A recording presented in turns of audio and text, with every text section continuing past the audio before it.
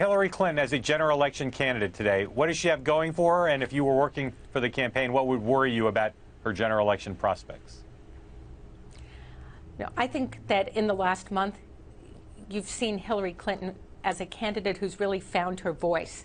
I think if you watch the South Carolina Forum, if you watch the most recent debate, if you watched her speech last week, in her interviews, she is a candidate who increasingly is sounding confident, and because she sounds confident, she sounds more presidential every day. And I think when you talk to people, there's no question about her qualifications, and that what you're starting to see now is you're starting to see a candidate who's really communicating why she wants the job. So I feel she's had a very good stretch here, and that every day she seems a little more comfortable with the role of presidential candidate.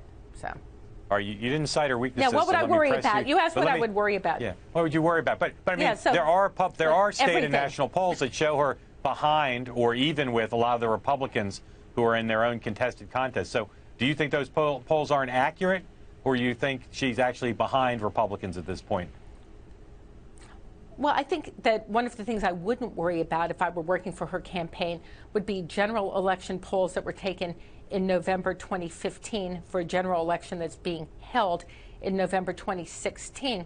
Right now, you still have a kind of dual-track process going on. You have Hillary Clinton and a bit of a referendum on her, and that's never a great situation.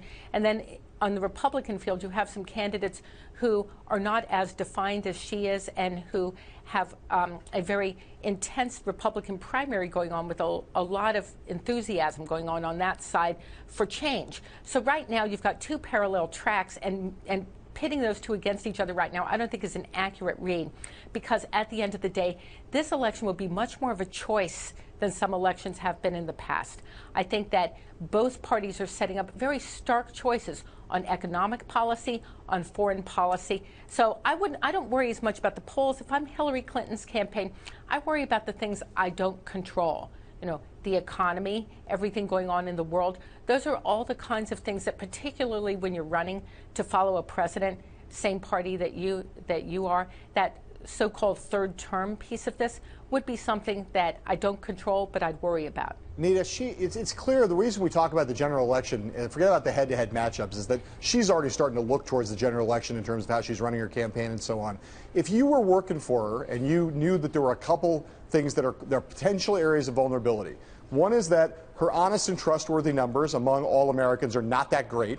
And another is there is a lot of concern about whether she will be able to generate the requisite enthusiasm among the coalition of the ascendant, and particularly millennial voters, young voters. Which of those do you think is a bigger vulnerability, the honest and trustworthy stuff or the enthusiasm piece?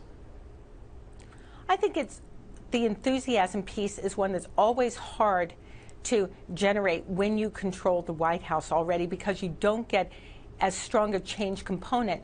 Now, one of the things that helps mitigate against that for Hillary Clinton is the excitement around electing a historic candidacy, the first woman to be elected president if she's the party's nominee. And so I think that can help with the enthusiasm. Trust and confidence are things you have to earn from the American people. And you earn them from the American people by the kind of campaign you run, by the priorities you choose, and by their kind of sizing you up every day and sizing you up against your opponent. So I think that the enthusiasm piece is one that's just a challenge whenever you're fighting to hold on to something as opposed to fighting to change something.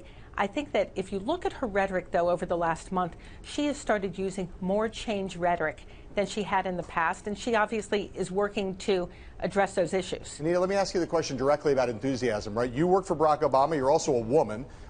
Do you think that Hillary Clinton? That is undeniable. Do you think that Hillary Clinton's historic, the nature of her candidacy, will she be able to engender the kind of enthusiasm that among women that Barack Obama did among African Americans? No, it's a great question, which we don't know the answer to yet, and we won't know for a while. But I think that certainly for a generation of women, Hillary Clinton's story and the things she's talking about really resonate, and the idea of having a woman in the White House is very exciting. So I think that is something that you're not seeing a lot of right now because you are a year out. But I think that as the campaign goes on, I fully expect women will get very excited about this candidacy. You're not going to see the same percentages that you saw in the African American community for Barack Obama with women, because, but at the same time, I think you will see. I think you'll start to see some real excitement here, and you already do on the campaign trail. Anita, we've got less than a minute, so 1 or 2 sentences. Who will the Republican nominee be, and why? I don't know. So that's one sentence. You guys Who do tell you think me. who do you think the 3 most likely are right now? You'd have to go with the front runner, Donald Trump, who has shown an amazing ability to survive and even thrive. It's a scary prospect for a lot of people, me included. Obviously, Senator Rubio seems to be gaining a lot of steam, and I think I'd have to put Senator Cruz in there as well.